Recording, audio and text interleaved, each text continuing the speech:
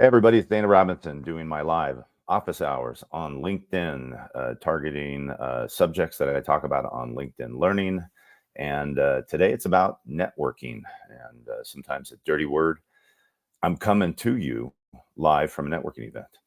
I'm actually in the hotel room, but I'm here to network and talk about networking because it's so important to building your career and to finding a path to where you have autonomy and agency, which is something I advocate in all of my writing, is whether you like your job, want to stay at a job, want to move up at work, you want to move into management, or you want to move laterally and up, or you want to move out and be self-employed. All of those things require the same approach to what you're doing professionally. And one of the huge catalysts, if that's the right word, to any of those things is understanding networking. I have posted to the comments that I unlocked 3 of my networking courses on LinkedIn Learning. That means even if you're not a premium or LinkedIn Learning member, you can get to those courses for the next 24 hours. So grab those. Post questions. I cannot reply back, but I will read questions that I get in the feed if you have any and address them while we're in these live office hours.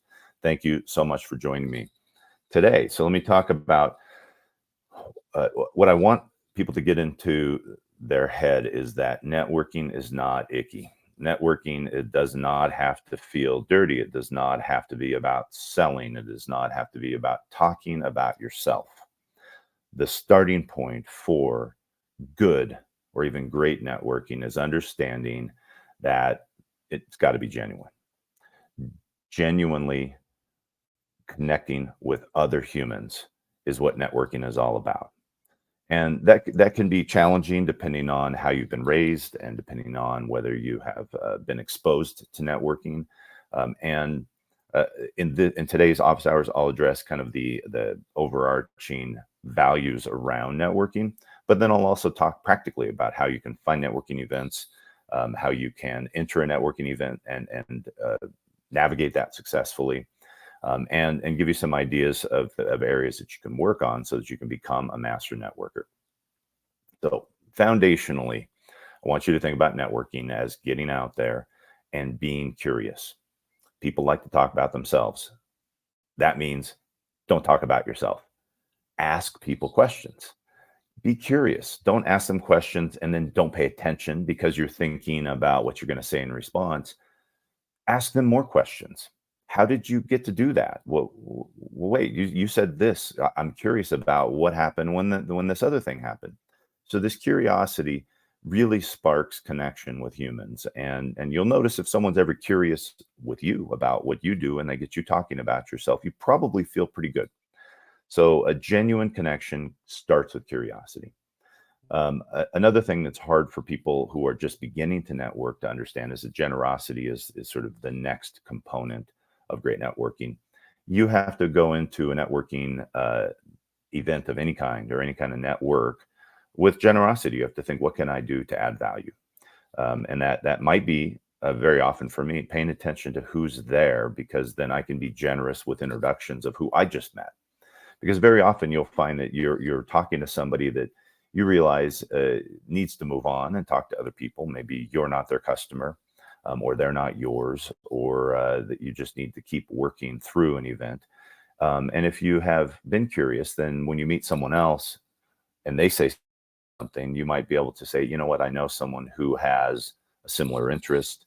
Maybe you're aligned with this person. Go talk to them. They're right over there, or their name is Amy, and I can make an introduction right now because I met Amy earlier. Just remember, networks are made up of humans, and humans are curious beings. So they say that we're pack animals. We like to be around other people, even if you're an introvert. Uh, don't think that networking is this thing only for extroverts to do. So just remember that it's our nature, even though some of us are more quiet, some people are omniverts, I guess, and others extroverted. The whole pack likes to get together. So get together with humans with this really organic, genuine approach to networking. So that sort of starting point. The there's a lot of things that you can do at a job. So I want you to start to look around your work environment and ask the question, what is work giving me in terms of the opportunity to network?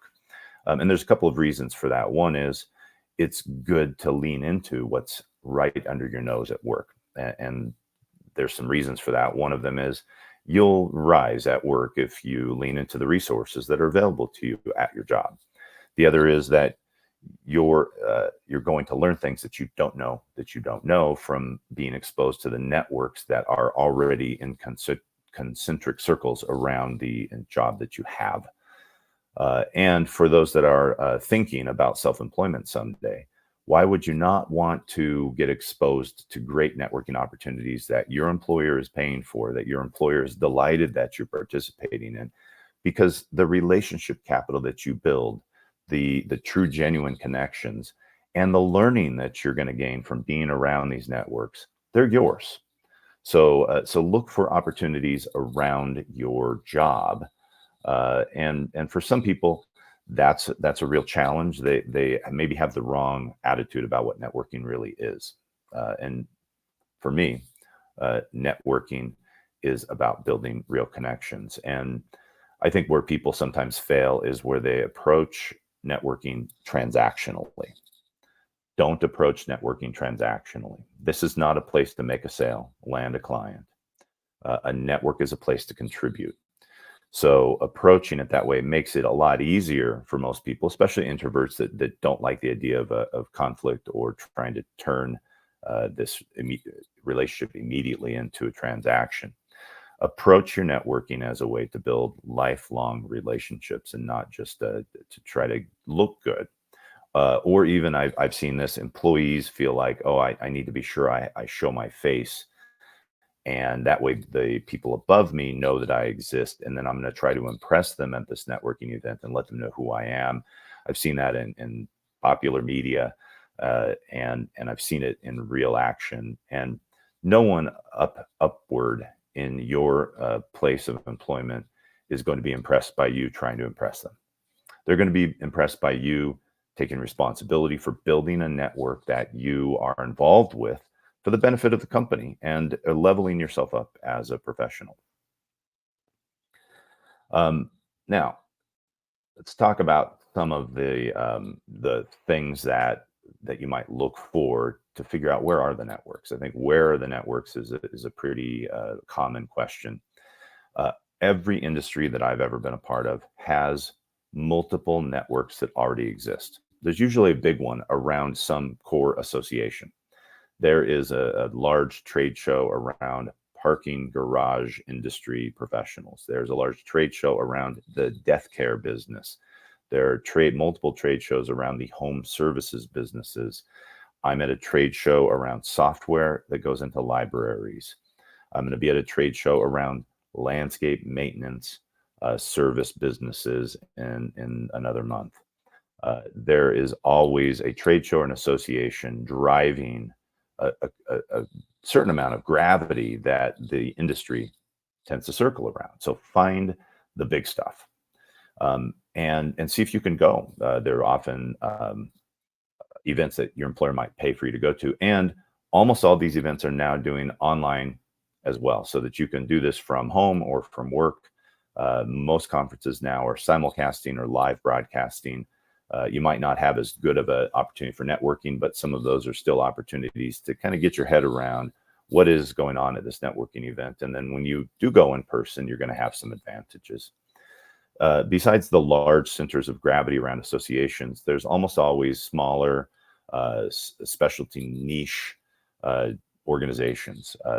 This might be networks with 20, 30, 40 people. They might be local oriented, but still around the same industry.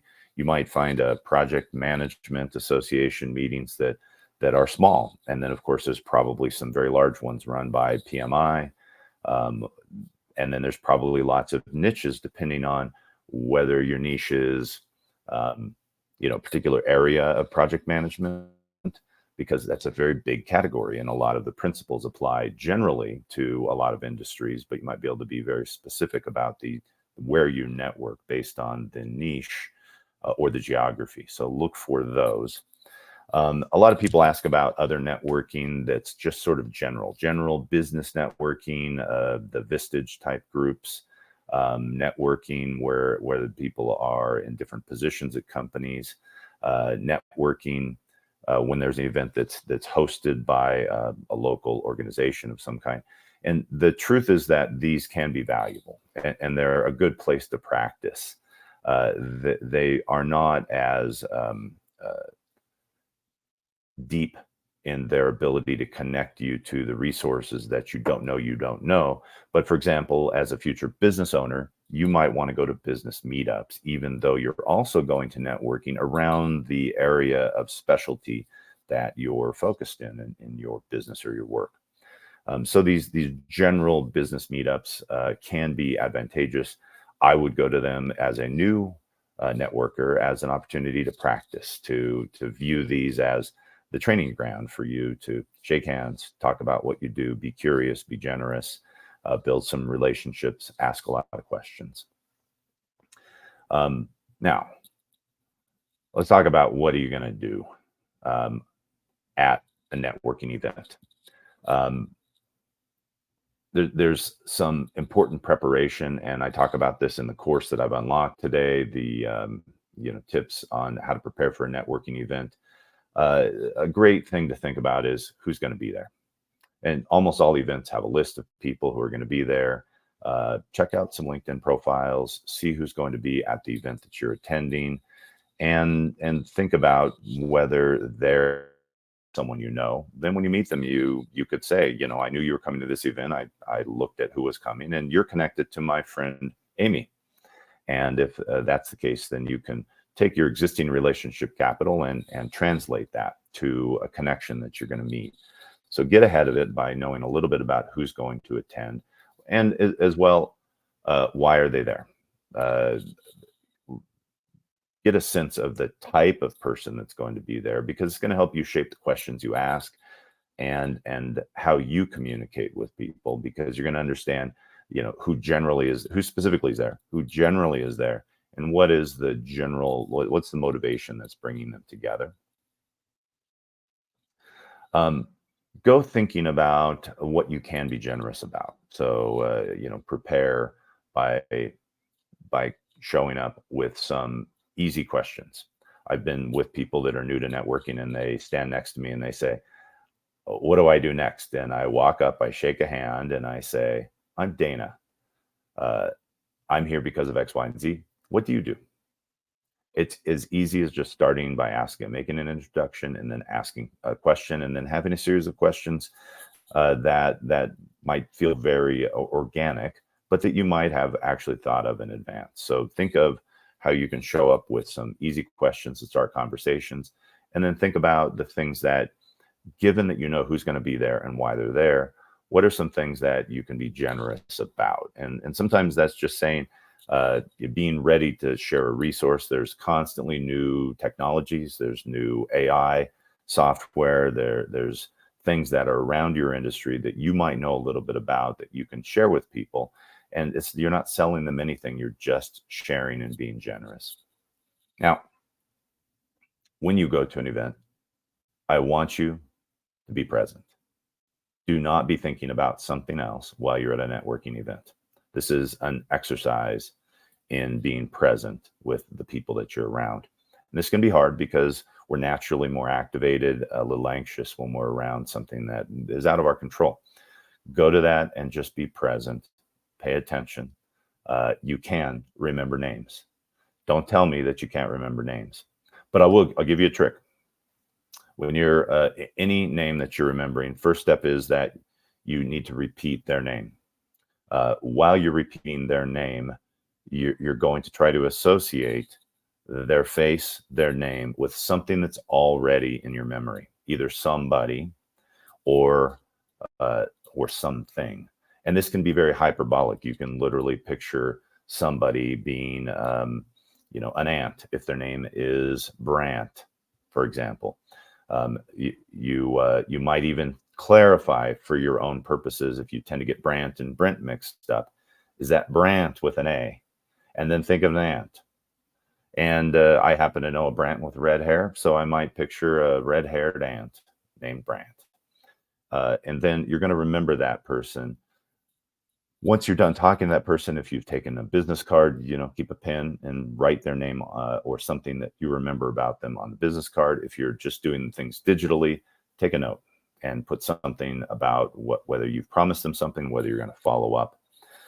So remember their name, take notes, and while you're engaged with them, just show curiosity. And if they ask you about yourself, be prepared with something that's easy but isn't your entire life story. People really don't need to be overwhelmed with that, and then you're going to give them too much information. They're going to forget who you are. They'll forget your name. And speaking of forgetting your name, here's a great trick. Always say your name, even if you met the person 5 minutes ago. Hey, it's me, Dana. You and I met a few minutes ago, and I forget names all the time, so I'm going to repeat my name again, Dana, or something like that, just to be sure that I give them the opportunity to not be embarrassed by forgetting my name. And in many cases, they'll turn around and say, "Oh, I'm Brant," and I'll be like, "I remember that Brant," or I'll walk up and say, "Brant, Dana, we met yesterday." So don't over inform. Oversharing is generally not a good thing to take to a networking event. You want to come with a short summary of what you're doing, and be prepared to turn the table and just keep asking great questions. That people just need to know enough about you to know how you fit into their ecosystem. And once they have that, then it's going to be better for you if you continue to push the networking to them. I think it's important that what you leave them with is short and memorable. Um, there might be some way that you can characterize what you do in a way that's self-effacing, that is maybe showing that you're willing to be awkward, willing to be embarrassed about something. So, even a short story about, a failure in your business, a flub with your boss, or in the workplace, or at a networking event. There's a lot of ways to leave people with a really good impression of you, and that's going to last a long time, because when you follow up, you want them to go, "Oh, yeah, I remember meeting that person. That was a pleasant experience." Um, so there's a kind of an important concept that a lot of people don't get, uh, and I call it LobbyCon. LobbyCon is when you are attending a network event and you are present in the public spaces, the foyer, the lobby. You don't even have to necessarily be a member of a trade show. I have in some cases known that I don't have time to go to a bunch of sessions, but I need to be present at a trade show around something that I'm invested in. And I go and only do LobbyCon. It literally means going to the lobby bar, the lobby restaurant. In some cases, there's multiple hotels involved, and so you'll have multiple lobbies, and just connecting with a few people that I have intended to connect with. And while you're doing LobbyCon, it takes a little bit more practice, but this is a circumstance where you can slide into a group of people, listen to what they're talking about, and then introduce yourself. So interrupting a group conversation seems awkward, but at networking events, it's acceptable. You still don't want to make everybody stop and freeze and be awkward, but simply saying, "Can I join this conversation?" and don't let me interrupt, can let them keep talking, but now you're in a circle of people having a conversation, and you can listen for how you might join that discussion and participate. So LobbyCon is an opportunity for continuing the discussions that you've had in more formal structure within a networking event, but also an opportunity for you to build real personal rapport, that's not as structured and is even more beneficial than some of the networking that you might do that's speed networking that happens, and some of the things that you've done at the structured event. So go to any networking event prepared to find LobbyCon or create it. Don't be afraid to grab 3 or 4 people and say, "Let's hang out in the lobby and see who else shows up," and look for people that you saw and wave them over, and they're going to feel welcomed into your LobbyCon if you're the one who has flagged somebody down and said, "Hey, Brant, hey, Amy, come over here. How did it go today? What What was your networking like? What did you learn at those sessions? Is there some things that we can share? So the event plus the intangible, informal networking that goes on around an event is as important in some cases as the entire event and the entire reason.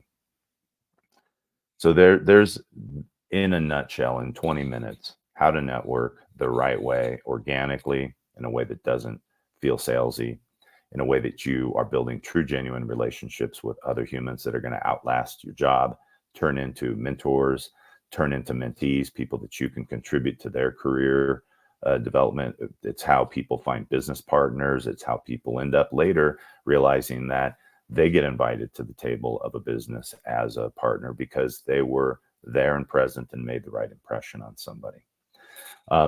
Some follow-up when you're done with the event. Be smart. Don't just let it all flush out of your brain.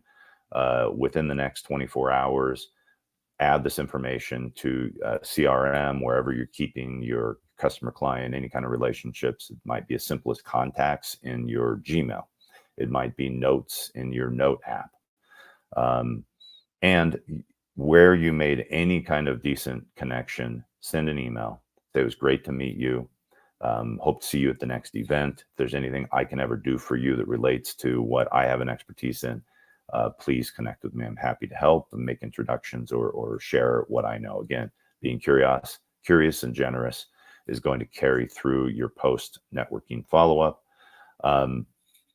And take an opportunity at the end to assess, what did I do right? What did I do wrong? Was that event an event that I need to go back to? Are there other events that people talked about while I was there that might be better? Step back and assess, was the event a smashing success? Was it something that I can do better next time? Is it something I should avoid and do different event in its place? And continue to grow and learn your way through all of the networking that you do. And again, networking don't be goal oriented about it. Make this an organic way to amass some really valuable capital, and relationships are worth more than money. So if you want to really build a valuable core base of assets that are going to carry you through a career or into business on your own, think of your network as this incredible wealth of pure gold that's worth more than money, and treat it that way from the beginning to the end and the follow-up as well. That's it for today's office hours. Thanks for joining me. I don't see any questions in the comment stream today. This will be out there on replay, so hit me up with a direct message if you want to connect with me. And as always, hello@dana.com.